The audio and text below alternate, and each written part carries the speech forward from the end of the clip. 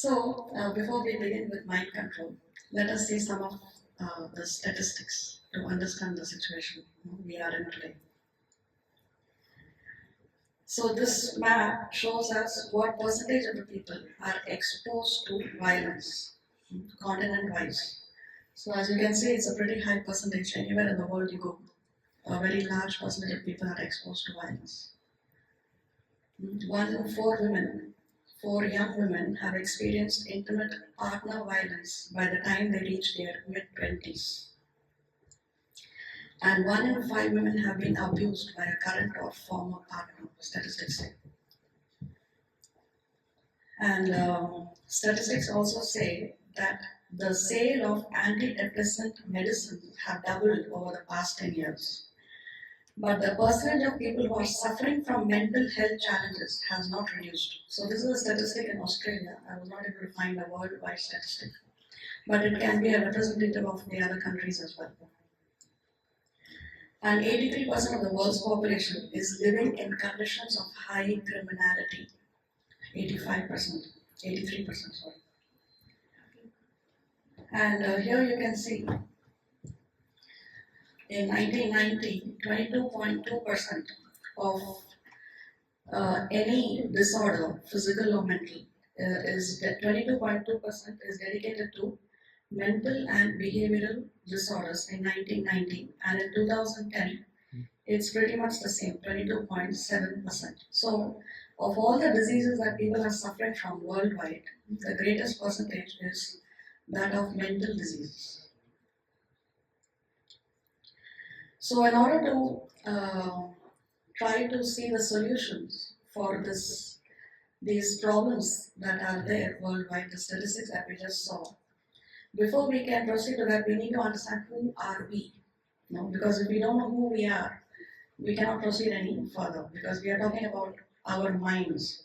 So what is our identity? Who are we? We are not what we see in the mirror. That's not us, right? So the first lesson in spiritual life, doesn't matter which path we follow, but the first lesson of spiritual life is that we are not this body, we are spirit soul. So where is this soul? We cannot see, right? But we know from our shastras, we know from our scriptures that the soul is imperishable, the soul doesn't die. And the soul is covered by 2 kinds of bodies. The first covering of the soul is the subtle body, or what we call as Sukshma Shari. You may have heard of that term. And the second covering of the body is what we see in the mirror, the gross body, which is made of the 5 gross elements. What are the 5 gross elements? Can you say? Earth, water, fire, air, and ether. Yes. So the gross body is made up of these 5 gross elements. What is the subtle body made of? Mind? Yes. Intellect. Yes, mind, intelligence, and false ego. So the subtle body is made up of mind, intelligence, and false ego. What do we mean by false ego? Because when we say false ego, it means there must also be a real ego, right? So what is false ego and what is real ego? Real ego is, I am eternally a servant of God. That is our constitutional position. That's who we are. Eternally we are meant to serve God. God is great. We are not great. Therefore we must serve God. So that is real ego. What is false ego? False ego is anything that identifies me with the body that I have. I am man, I am woman, I am Indian, I am American, I am rich, I am poor, I am child, I am adult. So these are all bodily identifications. This is only a covering of the soul. The soul is neither rich or poor or young or old or Indian or American. Soul is just the soul. So we have identified the problem is our mind, that we are not able to control the mind. We have also identified where the mind is located, because if we want to fight an enemy, we should know where the enemy is located first of all, right? Otherwise, how can we fight the enemy? So we have located, the mind is situated in our subtle bodies. So here you can see a picture depicting what our gross, our subtle bodies contain. We have already discussed this. So what has happened in the modern times is our focus is more on the gross body. We want to beautify our hair, our nails, makeup. Nobody wants to grow old. Nobody wants to see even a strand of grey hair on the head. No, we want to have perfect nails. And therefore, the parlors, the spas, they are making a lot of money out of this because, unfortunately, as the Kali Yuga advances, we are more situated on the bodily concept of life, and we have forgotten the soul. We have forgotten the real thing. So this is the modern civilization. No, and this is what we call as the cage polishing civilization. What do we mean by cage polishing civilization? As you can see in the photo, there is this lady who's polishing her cage very nicely. No? It's nice and shining, it's golden, it's spick and span. But the bird inside the cage is almost on the verge of death. So she's polishing the cage, but she has forgotten to feed the bird in the cage. So when we are situated on the bodily concept of life, that means we are polishing the cage, but we have forgotten to feed the bird in the cage. It's okay, it's fine, it's very good that she's keeping the cage clean. So we also keep our body clean, right? But we keep the body clean or we take care of our health, we take care of the body because the soul is residing in the body. But we cannot only take care of the body and forget the soul because then we are not behaving in a very intelligent way, isn't it? So without the soul, the body is a dead body. If you go to think, what is the difference between a dead body and a living man? The same organs are there, the same face, the same hands, the same legs, right? The skin, the hair, everything is there. The only difference is when the soul leaves the body, then the body is a dead body. The only difference between a dead body and a living person is the absence of the soul. So as long as the soul is present in the body, there is value to this body. The moment the soul leaves the body, the moment death occurs, then what happens? The body is disposed, either burnt or buried or whatever, right? So there is no value to the body once the soul has left the body. So we need to remember that we need to not engage in this cage polishing civilization. We need to focus on the most important. We should learn how we need to prioritize our life. So first of all, we need to recognize that actually we have not recognized ourselves. No? Whenever we buy a gadget, the gadget comes with a user manual, how to use the gadget. In the same way, we have got this body, right? We have got this device, this body. And what is the manual, how we should use the body is there in our shastras, it is there in our scriptures. The scriptures actually the scriptures are the instruction manual on how we should use this body. So of all the scriptures, the Bhagavad Gita is the most recognized and widely read scripture because it is directly spoken by God Himself. No other scripture is directly spoken by God. If you see, the Bible is a compilation of the teachings of Jesus Christ that is put together by His disciples. Same thing with even the Quran or the Guru Granth, right? So Bhagavad Gita is that scripture which is directly spoken by God, and that is the reason why this is the most widely read scripture in the world.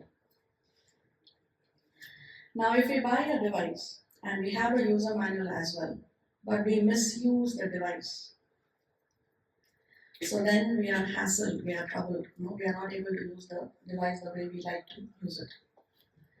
So what we do, we dial a phone number and we contact the makers of that particular device. The makers of that device will send their technician who will repair it for us, and then we are happy, right? So in the same way, when we are hassled with our minds and we are very troubled, then we dial a phone number. What is that phone number? How can we contact the maker of this body? How can we contact God? Is by chanting the holy name. When we chant the holy name, then we are contacting the maker of this body. And then he sends the technician, which is the spiritual master. And then the spiritual master, he sets right our problems, and therefore then we can live happily. So in the Bhagavad Gita, there is a problem Arjuna has. He presents his problem to Krishna, and then Krishna gives the solution. Not one, but several solutions. So what is Arjuna's problem? Arjuna says, the mind is restless, turbulent, obstinate, and very strong, O Krishna, and to subdue it, I think, is more difficult than controlling the wind. We know that Arjuna is a great archer. He has no equal in the world. And Arjuna is saying that I can control the wind, but I cannot control the mind. So this is Arjuna's problem. So Krishna presents the solution. So first of all, let us see why we have to control the mind. What's the problem? Somebody may say, what's the problem if my mind is not controlled? Why do we have to control it in the first place? So these are the effects of an uncontrolled mind. So can you tell me from the pictures what are some of the effects of an uncontrolled mind? Overeating. Overeating? Okay. Drinking? Crimes, yes. What else can we see? Fighting? Stealing? More effects of an uncontrolled mind? Drugs? Anger? Suicides, yes. And under the table dealings also, because of greed. More effects of an uncontrolled mind. What do we see? Social media, problems of social media in the modern times, no, because of an uncontrolled mind. So much is available at the click of a button. So dangerous. What else? Animal abuse, abusing other living entities, then gambling, stress, and also health issues. Also health issues because of an uncontrolled mind. So therefore, we need to learn to control the mind to avoid all these other problems. So let us see what Krishna says about the mind in the Bhagavad Gita. Krishna says, for him who has conquered the mind is the best of friends. But for one who has failed to do so, his mind will remain the greatest enemy. So what is Krishna saying here? He says, if the mind is controlled, it is your best friend. If the mind is uncontrolled, then it is your worst enemy. So mind is not good or bad. It is how we use it that determines whether it is good or bad. Many times people ask, no, money is good or bad. But it depends on how you use the money that determines whether it is good or bad. Is marriage good or bad? Depends on what kind of a partner you have. Is your partner helping you enhance your spirituality? Is good. If your partner is pulling you down, getting into bad habits, then it is bad. So nothing is good or bad. It depends on how we use it that determines whether it is good or bad. So same thing with the mind. So who's behind all our problems? After reading Bhagavad Gita, we realize that actually it's my own uncontrolled mind which is my enemy. See, the mind on autopilot leads us to destruction, not destination. What does that mean? When the plane is flying, right? The plane is cruising. The pilot may put it on autopilot mode because the plane is cruising without any problems. But the moment there is some turbulence in the plane, then the pilot will take personal control of that plane, right? So in the same way, we can put our mind on autopilot for things that are day-to-day activities. Wake up, brush your teeth, have your bath, your routine, pack the lunch boxes, send the children to school. These are all the daily activities. So for such activities, we can put the mind on autopilot mode. But the moment there is some turbulence, the moment we see that I'm hassled, I'm being troubled, then immediately we have to take charge of our minds. Then we cannot put it on autopilot because then it is very dangerous. So the solution to our problems is a controlled mind. Let's Take an example. Let's say a girl is going to school and she is kidnapped on the way to school. And the kidnapper is asking for a ransom. The father is very rich, he's a multi-millionaire. The amount that the kidnapper is asking is peanuts for him. So he says, okay, how much do you want? So much, take it. So the girl is released. So what do you think? The problem is solved? It may happen again. Because the kidnapper is going to think that, oh, this was easy. Let me do it again. Isn't it? So in the same way, this abducted child can be compared to the mind, and the kidnapper is lust and greed. When we have lusty desires or when we are greedy, then this greed or lusty desires kidnaps our mind. No? And then what is a ransom is the indulgence. We give the mind what it wants. Oh, today there is a great feast made of all kinds of meat. It's very delicious, I'm very hungry. So I'm giving the mind what my mind wants. Instead of controlling my mind and saying that no, I should not eat this. This is not good for me. It will bring a karmic reaction. No? But if I give the mind what it wants, then the mind is going to want it again, demand the ransom again and again and again. So therefore, we should not indulge in whatever the mind asks us to give it. That is what is mind control. Now let's say the girl is come home, but if the father employs some very strong bodyguards, then the girl may not be kidnapped again, right? Because now there are bodyguards. So in this case, coming to the example of the abducted child being the mind, what could the bodyguards be?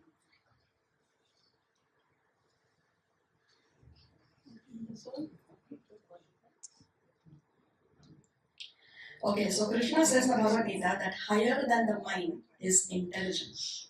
Higher than the mind is intelligence. So the mind may tempt me, I want this or I want that, but I use my intelligence, saying that, oh, no, but if I give my mind what it wants, it's not good for me. So higher than the mind is the intelligence. So bodyguards here would be that we have to use our intelligence and see what is actually good for me. Now Krishna says in the Bhagavad Gita, O mighty armed son of Kunti, it is undoubtedly very difficult to curb the restless mind, but it is possible by suitable practice and by detachment. So when Arjuna tells Krishna that I cannot control my mind, Krishna acknowledges that yes, it is true. Krishna says yes, it is undoubtedly very difficult to curb the restless mind.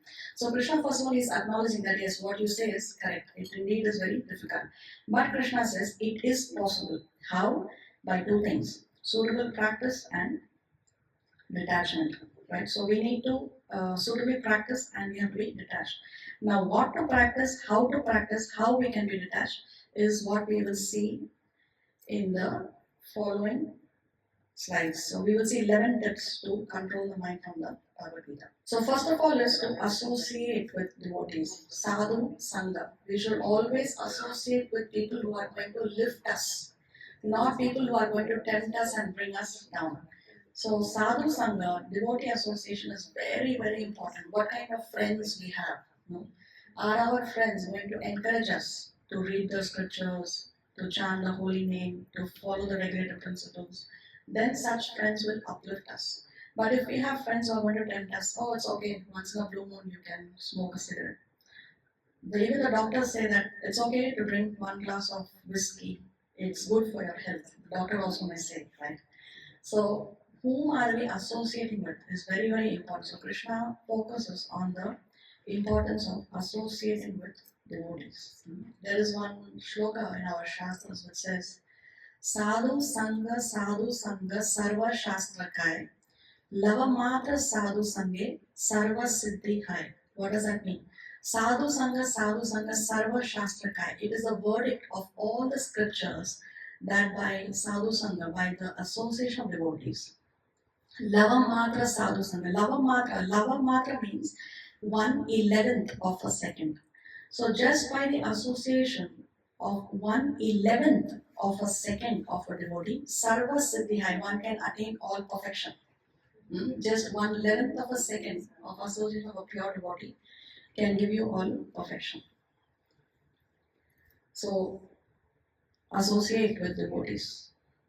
Then second tip is determination and focus. Let's see what Krishna says. Krishna says, those who are on this path are resolute in purpose, and their aim is one. O beloved child of the Kurus, the intelligence of those who are irresolute is many branched.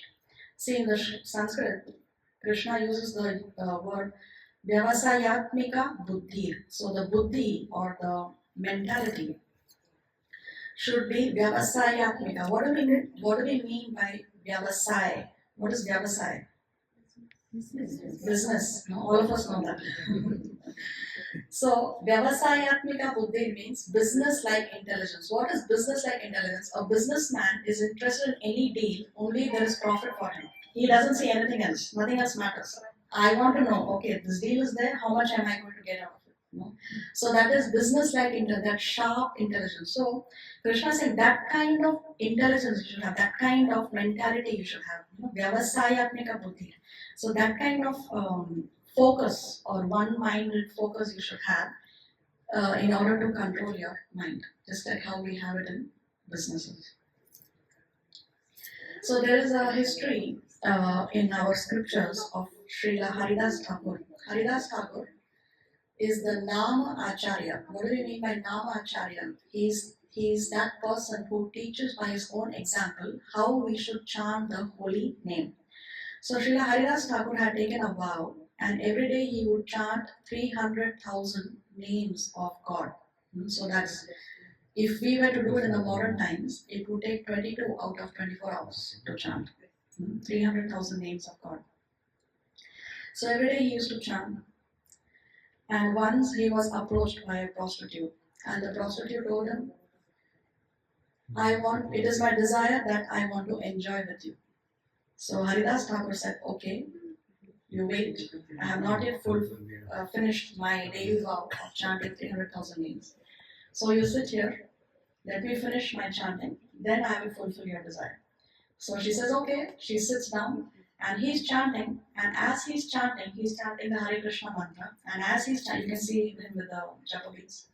And as he's chanting, this prostitute is sitting there and she's hearing the holy name, right? She's hearing.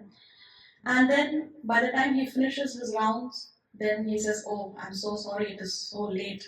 Now I cannot fulfill your desire, you please come back tomorrow. She says, okay, and she comes back again the next day. So next day he tells her the same thing, you wait till I finish my round. So this happens for 3 consecutive days. At the end of the 3rd day, the prostitute, her heart is completely purified and she has become a devotee. Just by hearing the holy name, because there is so much potency in the holy name, just by hearing the holy name, she has become purified. All her impure desires have vanished. Then she falls at the feet of Haridas Thakur and she asks for forgiveness. And she says, please instruct me, what should I do? No? So she became his disciple. And Haridas Thakur did not want to enjoy her. He knew that she will be purified just by hearing the holy name. So therefore he did what he did to her. No? But Haridas, what the point here is the Vyavasayatmika buddhi, that he was focused. He didn't get distracted by other things. He was focused that I have to finish the chanting of my rounds, and therefore he did not get distracted. And there is another story. Even Maya Devi herself personified, she herself came to test Haridas Thakur. And even she eventually surrendered to Haridas Thakur because he did the same thing to her what he did to the prostitute. So even she surrendered to him. So we need to be focused. Who was Then, Maya Devi? Sorry. Who was Maya? Maya Devi herself, the Mahamaya who tempts us. Mahamaya. So she herself came personally to test Haridas Thakur. Okay, so 3rd tip, follow the regulative principles of freedom. So is there some kind of contradiction in this statement? Can anybody tell? Regulation and freedom. Regulation and freedom. Two things don't go together, no? Because if something is regulated, then it's not free. If something is free, then it cannot be regulated. But Krishna uses this term, follow the regulative principles of freedom. Let's see.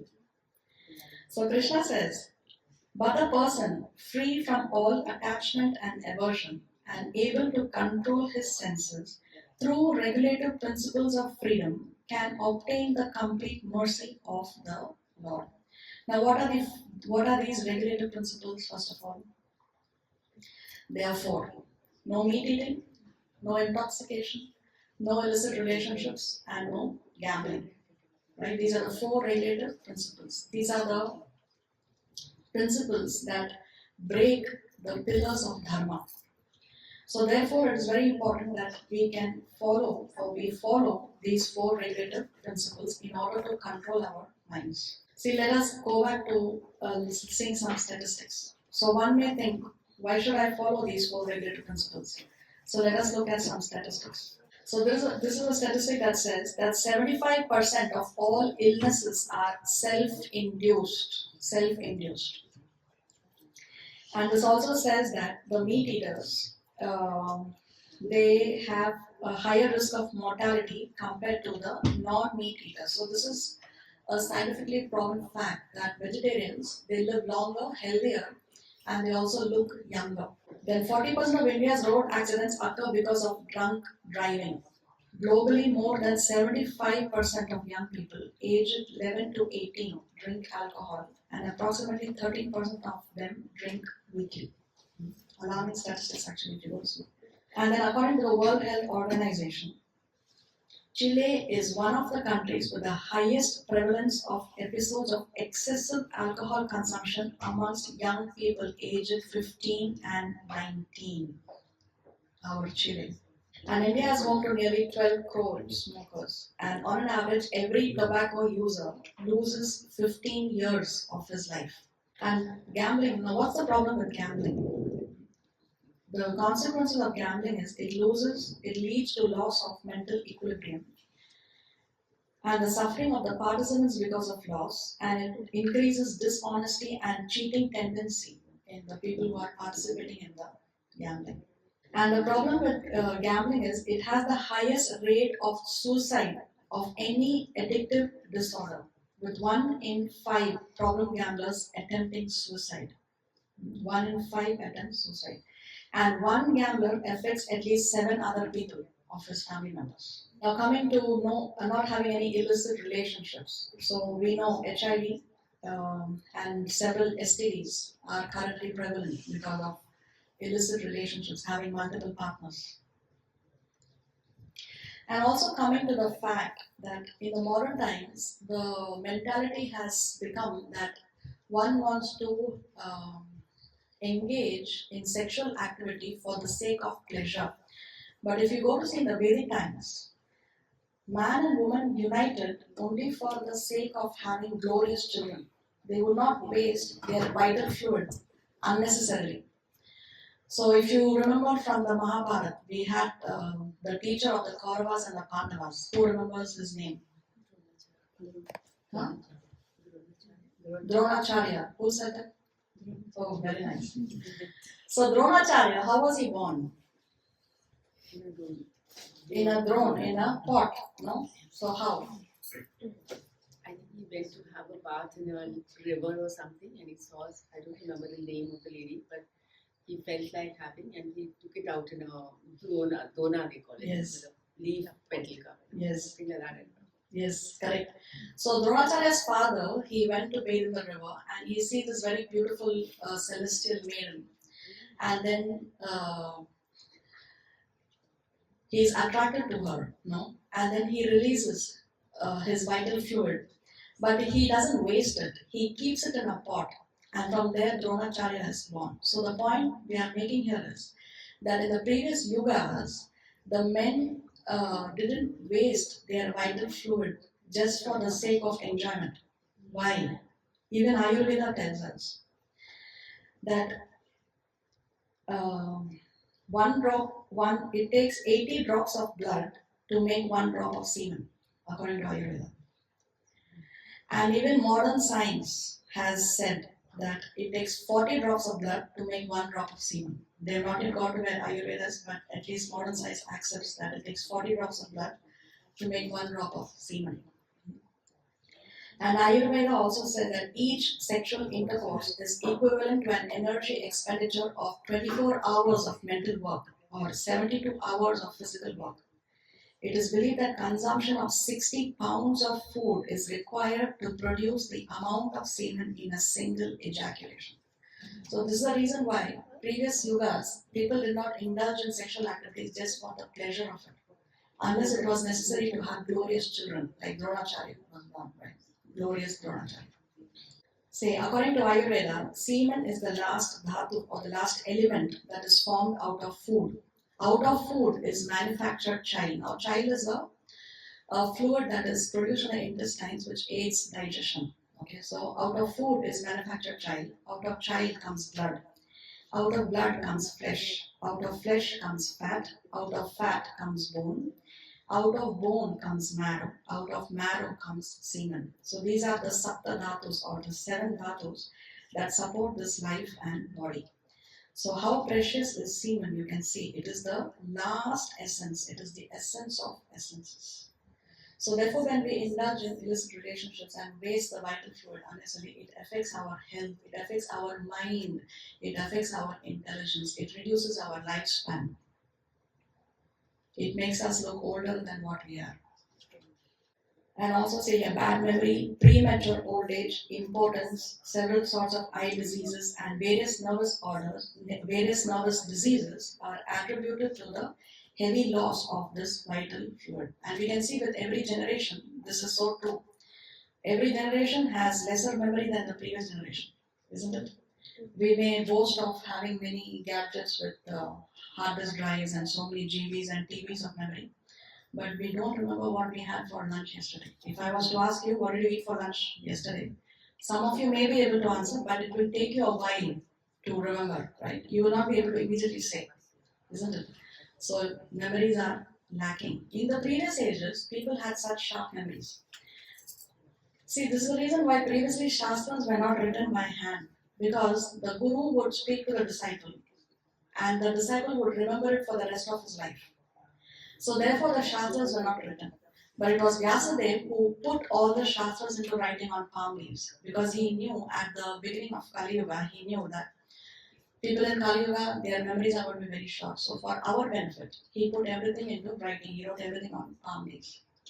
But previously they had such sharp memories that they didn't need to read and reread and take down notes, and they have sharp memories. But now we are losing our memories. Okay, so now coming back to regulative principles of freedom, right? The contradiction. So what do you think? When there is a fence around the house, it is protection or it is deprivation? It is protection for the people who are living inside the house, isn't it? So when we follow the regulative principles, it is for our protection, or are we depriving ourselves?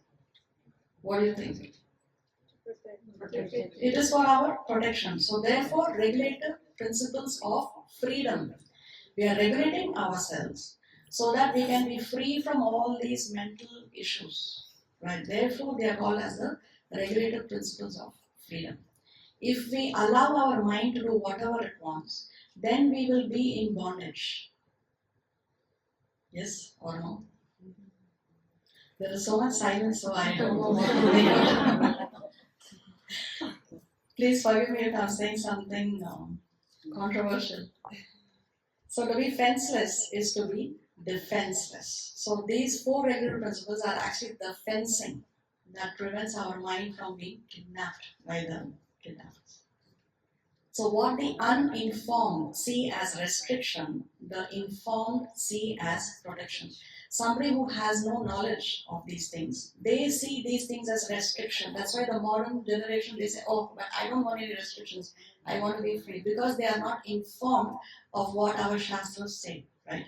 But those who are informed, then they see these 4 regular principles as protection, actually. So medicine plus diet is equal to curing of the disease. When we are diseased, we go to the doctor. Doctor says, okay, this is your prescription. You take this medicine. You follow this diet control and you will be cured of the disease.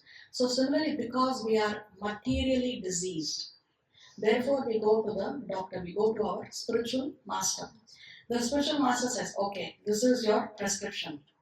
Chant the holy name. And what is the diet control? The 4 regulative principles. So if we follow the 4 regulative principles and we chant the holy name, then we can be cured of the material disease or our mental disease. So let's not mistake the lifeline to be a handcuff. Okay, let's come to number 4. Provide proper input through the senses. How many senses do we have? 5. What are they? Smell, taste, touch, Yes. seeing and hearing. Right? And we have a 6th sense, which is the mind. The mind is the 6th sense. So through our senses, we are providing some inputs. When we smell something, we are smelling something, and it's being registered in our consciousness. Right? When we see something, it is also being registered in our consciousness. When we hear something, also it is being registered in our consciousness. Eating, same thing, touch. So whatever we put into ourselves through these 5 senses is being registered in our consciousness. This is the reason why sometimes we see a song and then we keep humming that song over and over again, because it has gone into our consciousness. Right? So, but we need to provide proper input through the senses. So there is something called as a GIGO principle. What is the GIGO principle? Garbage in, garbage out. Good in, good out. So what are we putting into our system? What are we putting into our consciousness? What are we seeing on television? What are we seeing on social media? What are we hearing? What are we smelling? If we enjoy the smell of meat, so that smell also is going into our consciousness. But if you are feeling disgusted, then it means that yes, we are on the right track. So we need to be very, very careful. What are the things that we are putting into our consciousness through these senses? See, something as harmless as Tom and Jerry, we show our children, right? Tom and Jerry cartoons, we think is very funny. But actually, the ambassador, the head of Egypt's information service, he has banned Tom and Jerry cartoons. And he says that these cartoons portray the violence in a funny manner and sends the message that yes, I can hit him, I can blow him up with explosives. It becomes set in the viewer's mind that this is natural. So something as harmless as Tom and Jerry cartoons also goes into the consciousness of the children, and they think it's okay to hit someone, beat someone, make fun of that person. Right? So we should be very, very careful.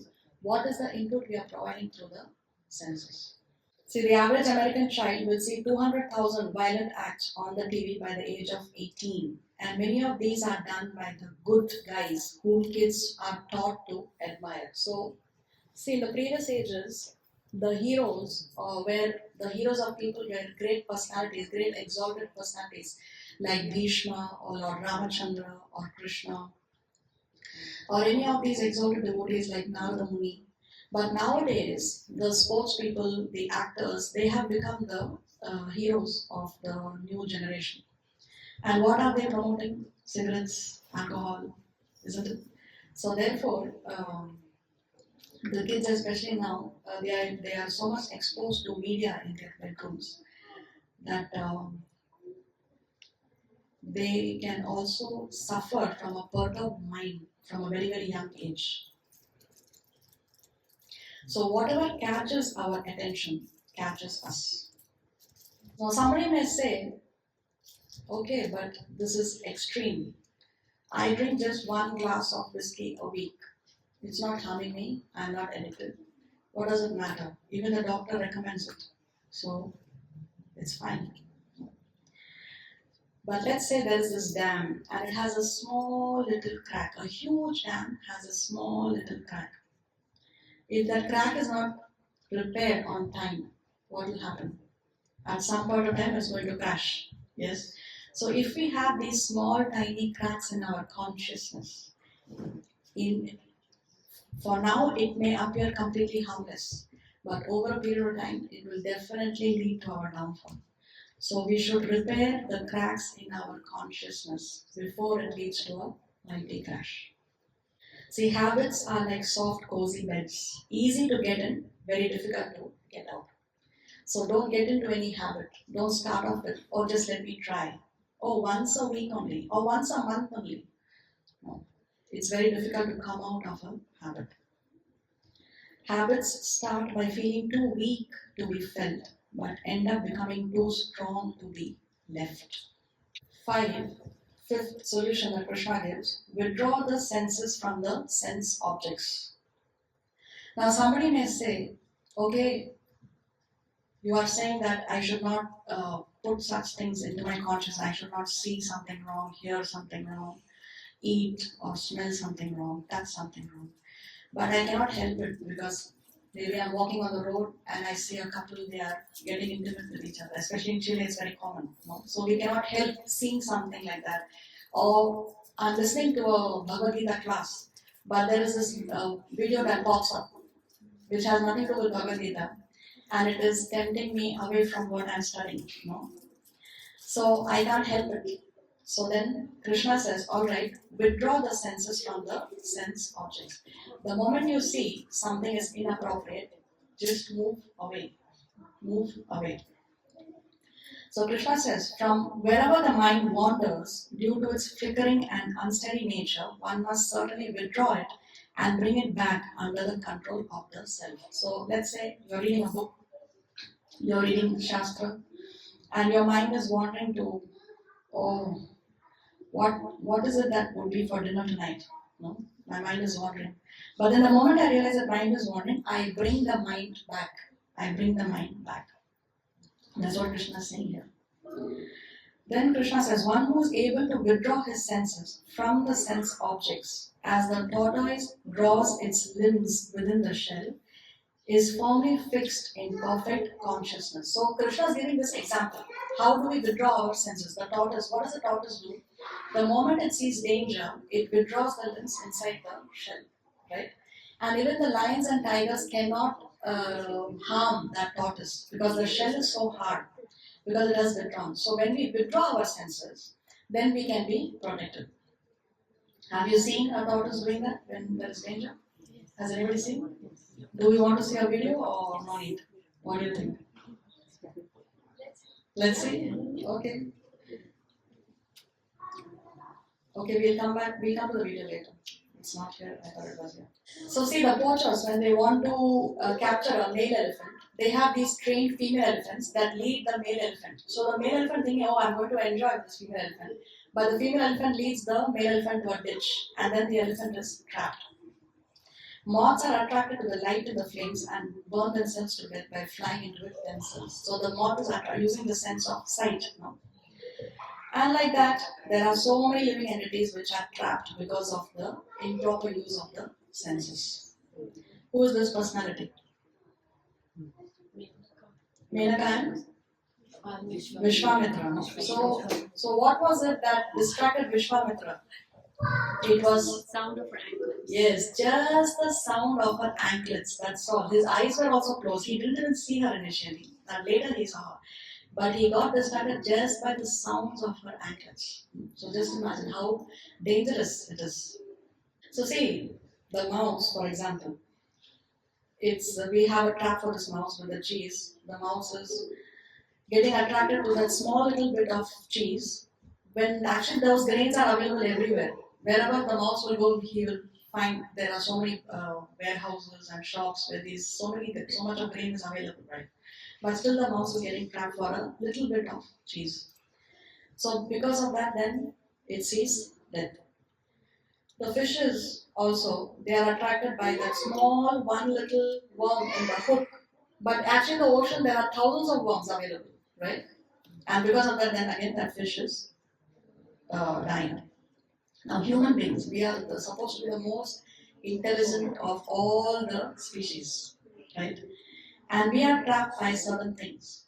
But when we are trapped by certain things, they come with a statutory warning. Every cigarette packet says cigarette smoking is injurious to health, right? Even alcohol consumption is injurious to health. But despite these statutory warnings, we still consume. And then it causes that it reduces our lifespan. So who's more intelligent? Or who's least intelligent? Of course the human species, isn't it? See, because these other species, they did not know that it is a trap. They are not aware that it is a trap. And they went to eat because for them it is their food for survival. But human beings, it is neither for necessary for our survival, neither nor the fact is that we were unaware that it's going to harm us. We are aware that it is going to harm us. It is not necessary for our survival. Still we fall for it. Still we fall for it, unfortunately. So here coming back to Krishna saying that one should withdraw his senses from the sense objects. So let us see this video.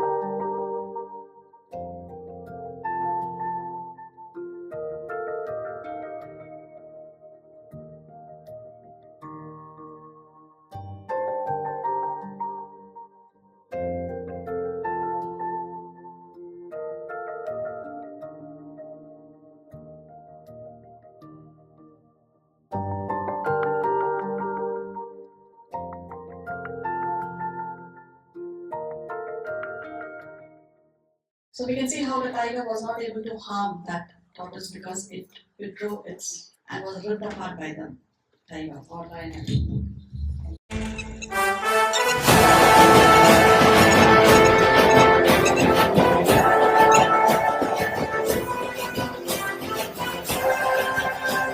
So you see, this tortoise did not withdraw its limbs and therefore it was completely destroyed by the tiger. Okay, coming to number 6. Do not contemplate on the objects of the senses. So one may say, okay, I couldn't help seeing something, right? And I'm not even able to withdraw my senses at that particular moment. Krishna says, okay, if you can't do both, then at least don't contemplate on the objects of the senses. What do you mean by contemplation? Don't think about it over and over and over again. Now, what happened in the case of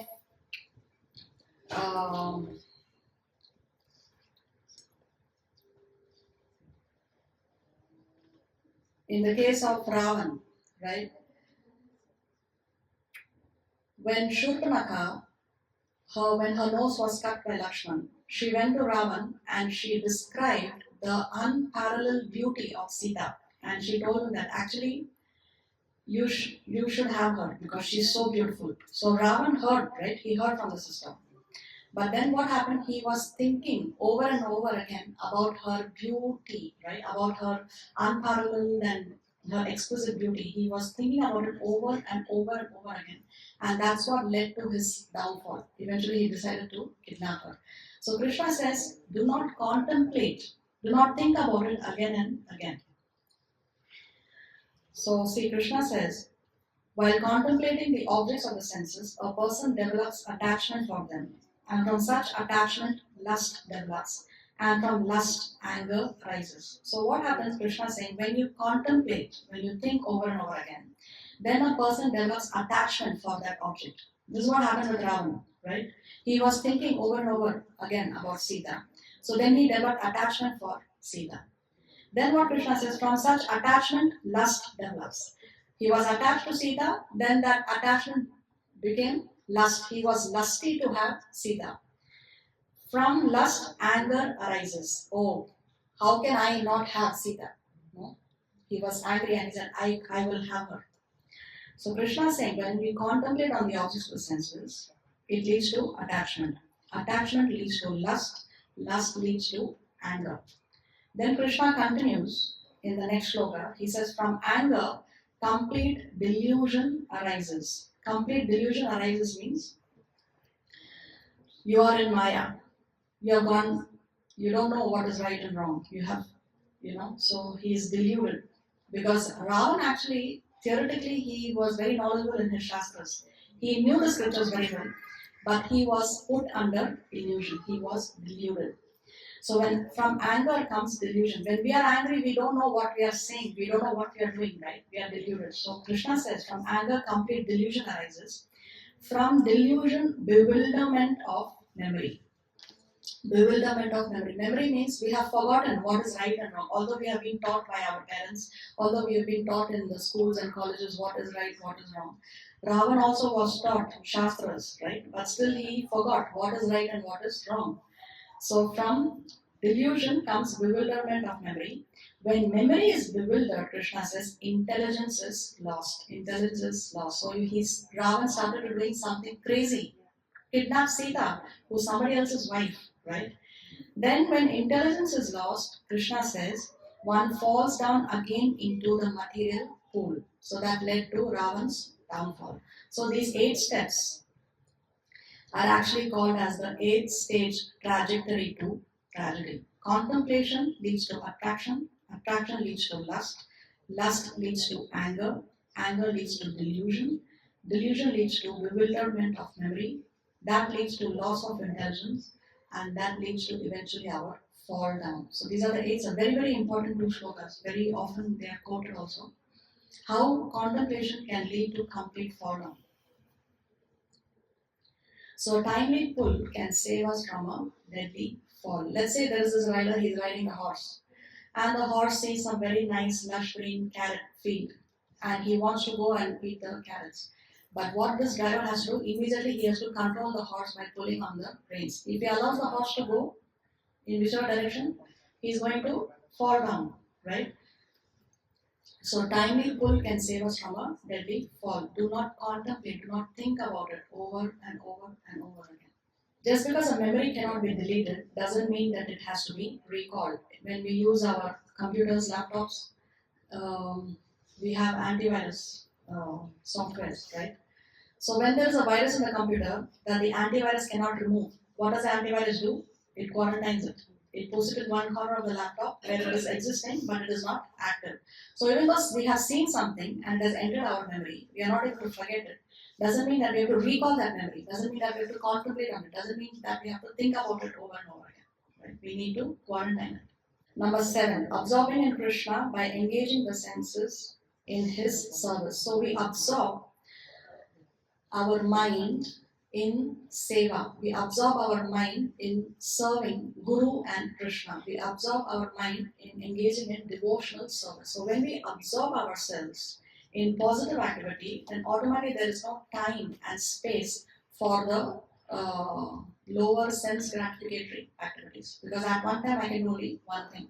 So if I'm so absorbed, let's say in studying for today's class, then I'm not going to be thinking about other things, right? I'm not going to get distracted. So when we absorb ourselves in the service of Sri Guru and Sri Krishna, then we will develop what is called as a higher taste. Then we are not attracted to the lower things in life. Because if you live in a posh house, and then if you are sent, can you live in a slum area? Is it possible? Is it easy? It's not going to be easy because you are used to something higher. So when we develop higher taste, then automatically we will not be attracted to the lower things that otherwise would attract us. So Krishna says, always engage your mind always in thinking of me, become my devotee, offer obeisances to me and worship me. Being completely absorbed in me, surely you will come to me. So complete absorption, Krishna is saying. Not that I do it in my free time. Bhakti is not a retirement plan that we should do only in old age. Bhakti is not an extracurricular activity that I don't even have free time. No, Krishna says, complete absorption in me, Krishna says. Then 8, regulate your habits. Regulate your habits. So Krishna says, one who is regulated in his habits of eating, sleeping, recreation and work can mitigate all material pains by practicing the yoga system. So if we eat too much, it's not good for our bhakti. If we eat too less also, it's not good for our bhakti. If we sleep too much, it's not good for us. If we sleep too little also, it's not good for us. So Krishna is saying regulate your eating, sleeping, recreation and work. Then 9, sharpen your intelligence. So what did we say? Intelligence is higher than the Senses. mind. Who said that? You're getting full marks today, Anjali. You know it all, man. See, Krishna says working senses are superior to dull matter. Mind is higher than the senses. Intelligence is still higher than the mind. And he, the soul, is even higher than the intelligence. So, what is at the rock bottom? Dull matter. The microphone, the laptop. This is all dull matter because there is no life, right? So, higher than the dull matter are the working senses. We already discussed our 5 senses. So, higher than dull matter are our senses. Higher than the senses is the mind, because mind is the 6th sense, right? Then higher than the mind is intelligence. We already discussed how we can use our intelligence to control the mind. And higher than the intelligence is the soul. So this is how the mind works. No? We get some inputs through the senses. Then the mind stores those inputs, right? So all our unfulfilled desires or our previous experiences, they are all stored in the mind.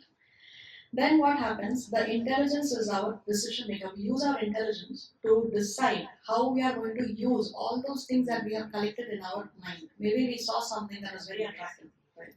Maybe we saw something that was very beautiful, very attractive. But then we use our intelligence. If I spend on that particular product, then probably I may not be able to pay the school fees of my child, something like that. No? So we use our intelligence to control the mind. So if you want to compare this to the body, then the 5 senses are the 5 horses. The mind are the reins. Intelligence is the chariot driver, and the soul is the passenger on that chariot. So the passenger tells the driver, take me here, take me there. So the soul tells the intelligence. Intelligence is controlling the mind. The driver is controlling the reins. And the reins are, and the horses, the 5 senses are being controlled by the mind. Because the mind is the center of all the senses. Then practice pranayama, breathing. There is a direct relationship to our state of mind and our breath, our breathing. When we are very angry, how is our breath? How are we breathing when we are angry? Very fast, and it's also very hot. The breath is very hot. So there is a direct relationship between how we breathe and our state of mind. So when we practice breathing techniques, then that can also help us control our mind. See what's the lifespan? Each one of us may have a certain lifespan, right? 20, 40, 100 years, whatever. It is not determined by our death is not predetermined by a date. It's not that on so and so date then death will strike. It's not like that. It is determined by the number of breaths we take. So many breaths you are allotted in this lifetime. So this is the reason why people who practice yoga or the yogis of the previous ages, they lived an extraordinarily long life. Even now if you see those who practice yoga, yogis in the Himalayas and all, they live for many, many years. But now the lifespan is reducing because we are breathing very fast. Why? Because we are going to the gym, we are practicing aerobics, and all these other exercises are actually increasing our breath rate, right? But when we practice pranayama, when we breathe slowly, we are taking less number of breaths, so that extends our lifespan. The 11th and most important, the last point, is to chant the holy name. It's the best way to control the mind. So Krishna in the Bhagavad Gita, he says, of sacrifices and the chanting of the holy names. So the easiest way to control the mind is by chanting the Hare Krishna Mahamantra. Now see, mind, what is mind in Hindi? Man. And what is mantra? What does mantra mean? To control the mind. Mantra, man means mind, tra means to liberate. So mantra means that which liberates the mind, right? And there are many, many mantras in our Shastras. Hundreds and thousands of mantras are available. But this Hare Krishna mantra is called as the Maha Mantra. It is the mantra of all the mantras. Therefore, this mantra is specially recommended for this age of Kali, where the minds are very, very perturbed and disturbed. So Krishna says, though the embodied soul may be restricted from sense enjoyment, the taste for sense object remains. But ceasing such engagements by experiencing a higher taste, he is fixed in consciousness. So even though, let's say somebody who's a chain smoker has given up smoking, right? But the temptation to go back to smoking will always be there for him. So most of them, even after they give up, at some point they will go back to it. At some point in their life, usually that happens. But if you develop higher taste, if you give the mind something better, then the temptation will not be there. Then the temptation will not be there. Just like a small child, if a child has a toy and you tell the child, give me this toy, the child will not be willing to give it to you. But if you give the child something bigger and better, then the child will make the exchange. He says, okay, I'm getting something better, so I can give you this old toy. So like that, when we give the mind a higher taste, a better sense engagement, then we will not be dragged towards these lower sense gratificatory activities. So when we chant the Hare Krishna mantra, then we develop what is called as the higher taste. There's nothing else required. Just chanting the holy name will automatically lead us to give up the other activities that we may engage in for our own sense gratification. So de-addiction does not mean that we have to repress ourselves. We have to replace it with something better. Replace it with something better. So that is what is called as higher taste. By chanting the Hare Krishna mantra, one experiences a higher taste and naturally develops a desire for following these four regulative principles. We don't have to artificially endeavor to give up meat eating, intoxication, illicit relationships, or gambling. We don't have to artificially endeavor like that. When we chant, that is a natural byproduct of that. So we know that when we may know that when Srila Prabhupada went to the West, in US, the hippie culture was prominent at that time. So they were all these hippies were into drugs, illicit relationships, and gambling and meat eating, and they were very, very unhappy. They were unsatisfied. And when Prabhupada went, he went right in the middle of this hippie culture in America. So by what did he do? How did he start this ISKCON? He went to a public park. He sat down under a tree and he started chanting the Hare Krishna mantra with the kartalas. And when he started chanting Hare Krishna mantra, slowly people were attracted to him. And then he started to get followers, and that's how this movement began in the Western world. So hippies became happy simply by this mantra meditation, simply by chanting the Hare Krishna mantra.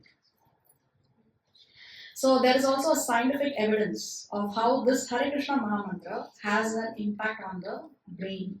So Dr. Vivek Balucha, a neurologist at Henry Ford Hospital in Detroit, has begun a study on the effects of the Hare Krishna Mahamantra on the brain that has already yielded exciting findings and impressed hospital staff. Anybody can read the last part? Varsha, can you read? First, the subject's brain waves were observed while in a peaceful resting state. Next, the brain waves were measured after the subject chanted 4 rounds of the Panchatattva mantra, followed by half an hour of the Hare Krishna Mahamantra. Then the difference was recorded. The findings were incredible. The data showed that the brain is not actually restful in the so-called resting state. Vinaya says, your brain continues to constantly give you information after chanting. However, the data showed almost no cortical activation or brain activity. This is very interesting because it shows that you've actually been able to calm down the brain. So even scientific studies have concluded that the Hare Krishna Mahamantra has its effects on calming the brain or the mind, scientifically proven. So there is this work that has been a thesis that was submitted by David B. Wolf. You can see, if you Google it, you can read more in detail. This thesis is called The Hare Krishna Mahamantra Effects on Stress, Depression, and the Three Gunas. If you like, you can go on the internet and you can read in detail. Now, coming back to Shastric evidence of this Hare Krishna Mahamantra. See, in the Puranas it is mentioned, Lord Shiva addresses his wife Durga. O Varanana, lovely faced woman, I chant the holy name of Ram, Ram, Ram, and thus constantly enjoy this beautiful sound. This holy name of Ramachandra is equal to 1000 holy names of Lord Vishnu, Vishnu Sahasra Nam. So in India it's very popular to chant the Vishnu Sahasra Nam or the 1000 names of Lord Vishnu. Some of you may already know, especially South India, it's very popular to chant the Vishnu Sahasra Nam. It takes some 45 minutes to chant. But Lord Shiva is telling his wife Parvati that the benefit you get by chanting the 1,000 names of Vishnu is equal to the benefit you get by chanting 3 names of Ram, which is faster. Saying Ram 3 times is much faster, isn't it? So therefore, it is so much more infused with potency, this name of Ram. And then in the Brahmana Purana it is said, and the pious results achieved by chanting the 1,000 holy names of Vishnu 3 times, or the holy name of Ram 3 times, can be attained by only one utterance of the holy name of Krishna. So one name of Krishna is equal to 3 names of Ram, right? So which is easier? If you want to climb a 100-floor building, you would take the staircase or you would take the elevator. So this Mahamantra is the elevator to success. Shastric evidence. So see, each one of us has to choose one of the 2 pains. Somebody may not like the restrictions of no meat eating, no intoxication, no illicit relationships, and no gambling. I want to enjoy. I want to have the freedom to do whatever I want to do. So there are 2 concepts that Krishna explains in the Bhagavad Gita. One is Shreyas and one is Preyas. Shreyas is that activity which will appear troublesome in the beginning, but eventually it will give you happiness. And prayers are those activities which may appear great in the beginning, wonderful, but eventually it will bring you misery. So each one of us have to take this decision for ourselves. Which of the 2 pains we want to take? Enjoy now, struggle later, or struggle now and enjoy eternally, right? One of the 2 pains we have to choose. We have to choose. Which one we want to choose? Each one of us has to decide. So see, there is this video.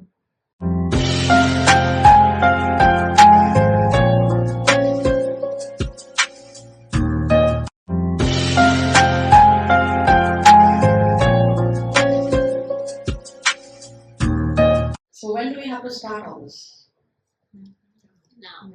Now, right? Because death can strike at any time.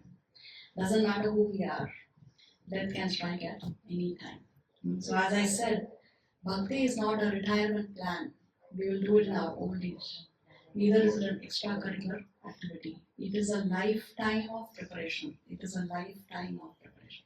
Krishna in Bhagavad Gita, he describes death as all devouring. He says, Mrityu sarva haras. Mrityu sarva haras. Death is that thing which takes away everything from us.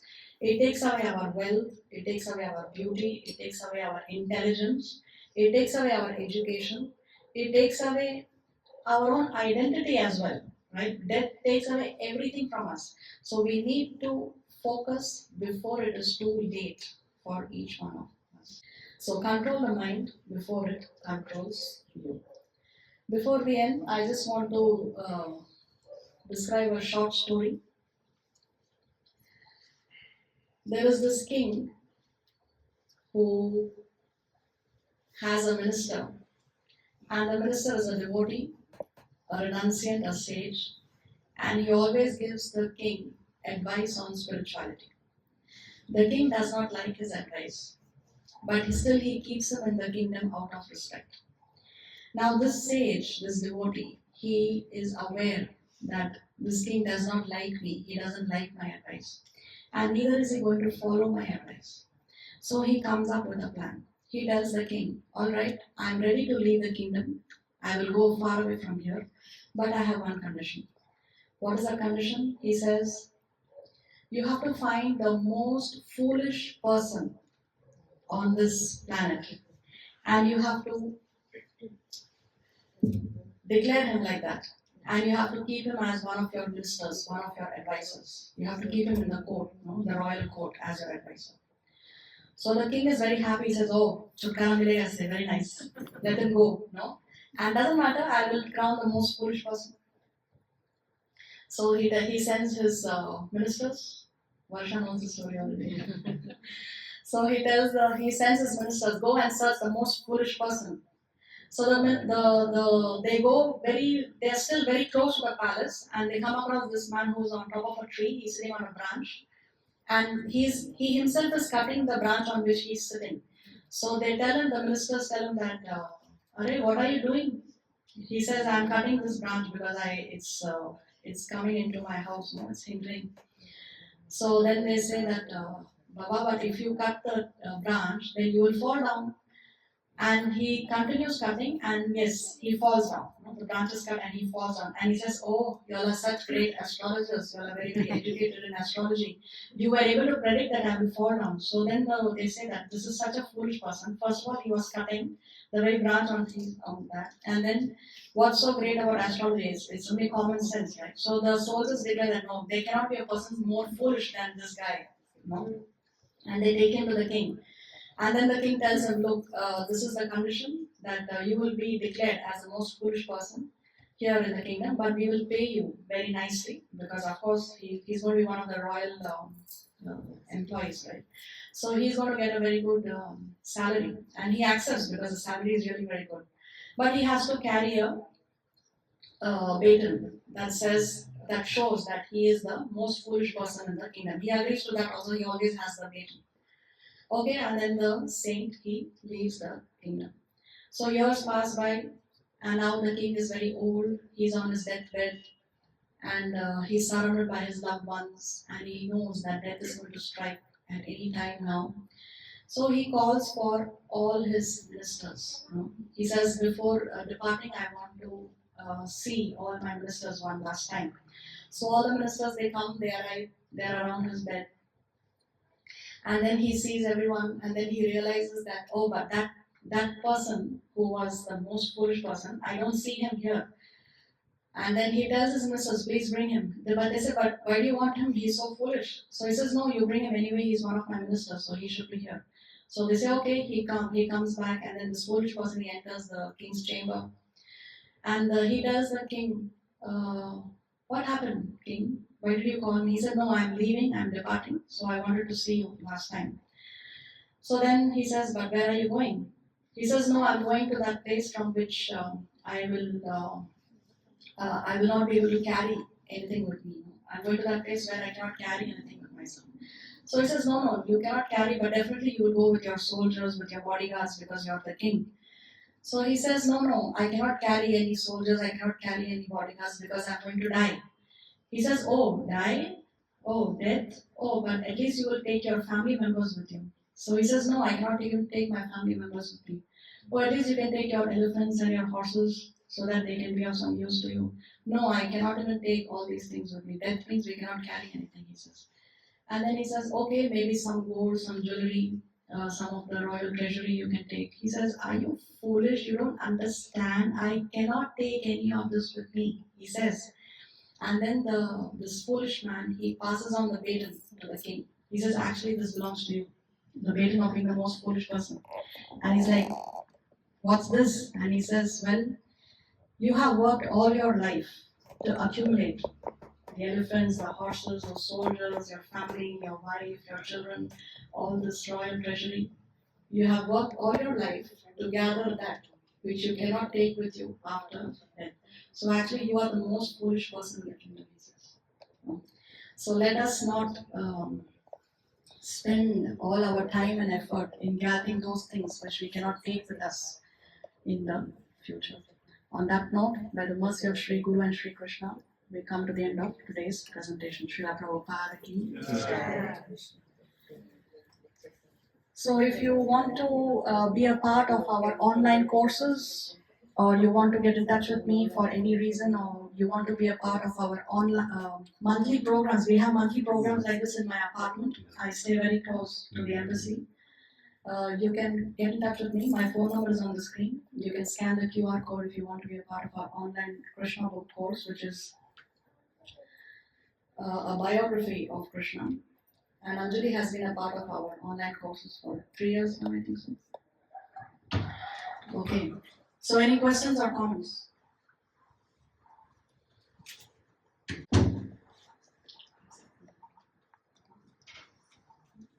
If there are no questions, then I will ask the questions. So who's going to ask the questions is the question.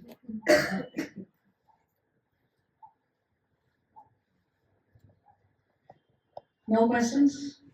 Okay, so I will ask a question. What if somebody says, I do not kill the animals, I am a vegetarian, I only cook or sell or transport? What is the answer? Can we cook? Can we have a restaurant? Can we sell? Can we transport? But I am a vegetarian. No. Why? What does Shastra says? You get the karmic account for all of these. Let's see what Shastra says. See Srimad Bhagavatam. He who gives permission, he who kills the animal, he who sells the slaughtered animal, he who cooks the animal, he who administers distribution of the foodstuff, and at last he who eats such uncooked animal food are all murderers, and all of them are liable to be punished by the laws of nature. So 6 people take the karma for meat eating. So if I'm a vegetarian, but I'm transporting, or I'm selling, or I'm buying, or I'm cooking, I'm equally a lawbreaker. So 6 people share the karma for eating meat, not only the person who's eating. We have to be very careful. But not all religions restrict meat eating. So my religion teaches me, let's say I belong to Islam, my religion allows me to eat meat. So then, what's the problem? Not all religions restrict meat eating. Is Bhagavad Gita only for Hindus? No. Is Bhagavad Gita only for Indians? Is Bhagavad Gita only for men, women, adults? No, Bhagavad Gita is a universal book. It is for everybody. So somebody says, my religion does not restrict meat eating. What is the answer?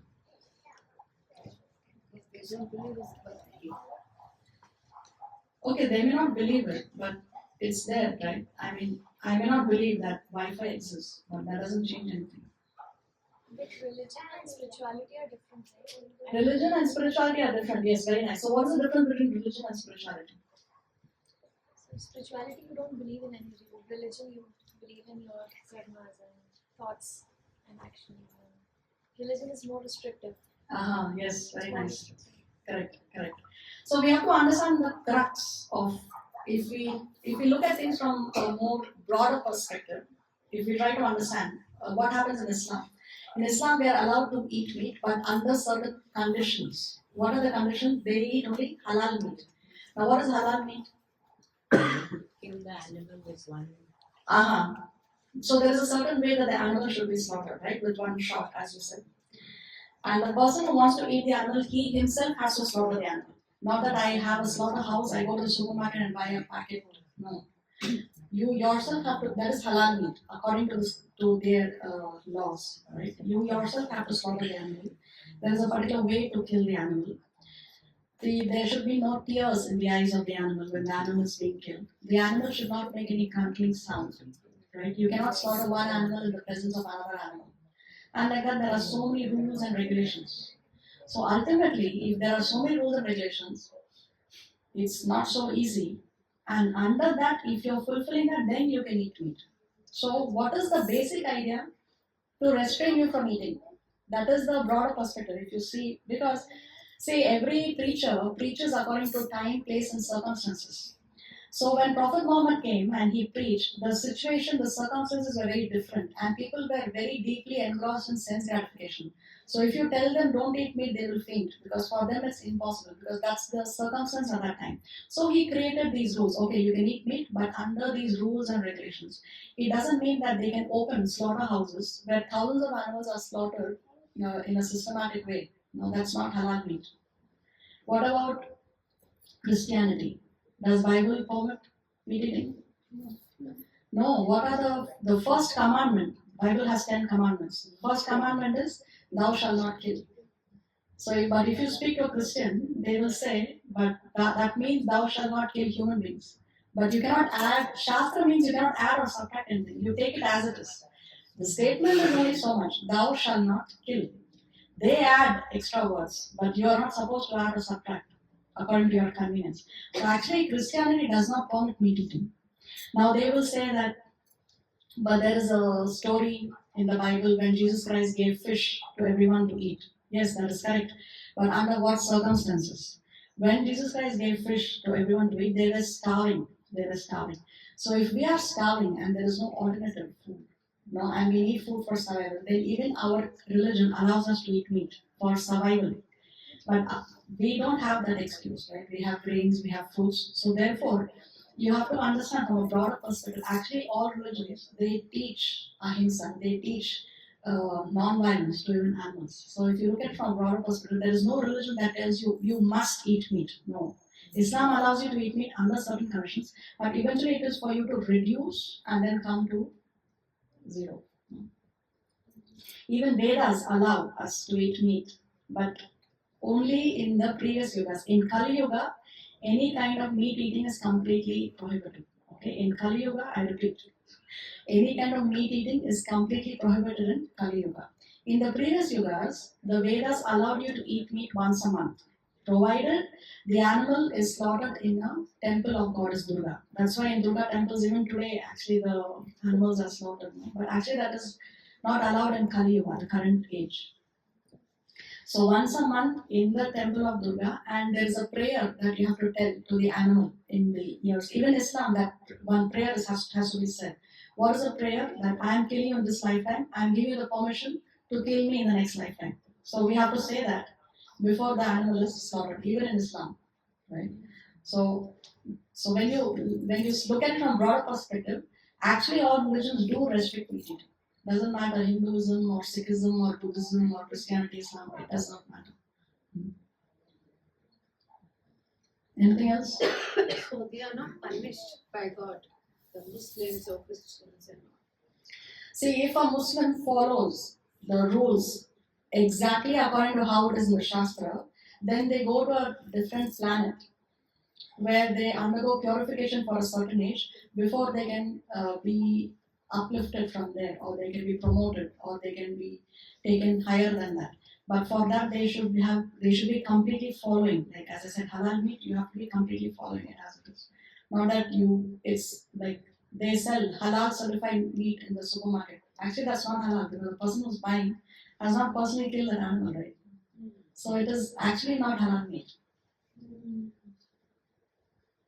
So yes, if they follow it to the T, then they go to because see every preacher they take their followers to a particular loka. From there, then they can proceed further. That's how it works. Anything else?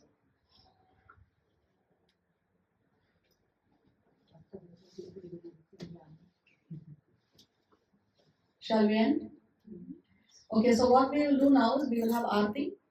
And after Aarti, we will sit again and we will sing the Narasimha prayers. Narasimha prayers are for protection. Whenever we glorify Lord Narasimha came to protect Prahlad, the half lion and half human being form of the Lord. So we sing these prayers for protection. So therefore, I think all of us need some protection. We can sit down and we can sing the Narasimha prayers after the Aarti.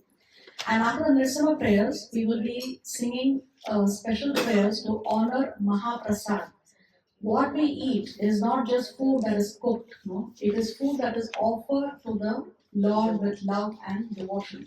So when you eat a plate of vegetarian food, even if it is vegetarian, even if it is without onion garlic, even if it is sattvic, if it is not offered to the Lord, it still has karmic reactions because in the preparation of the food, so many living organisms have lost their lives. So a plate of vegetarian food is not karma free. When we offer the food to the Lord, because it is prasad, therefore that food is karma free. So after we do the Aarti, we have Narasimha prayers. And after Narasimha prayers, we will be singing short prayers to glorify Mahaprasad. And after that, we can honor Prasad. Is that okay? Okay, Srila Prabhupada ki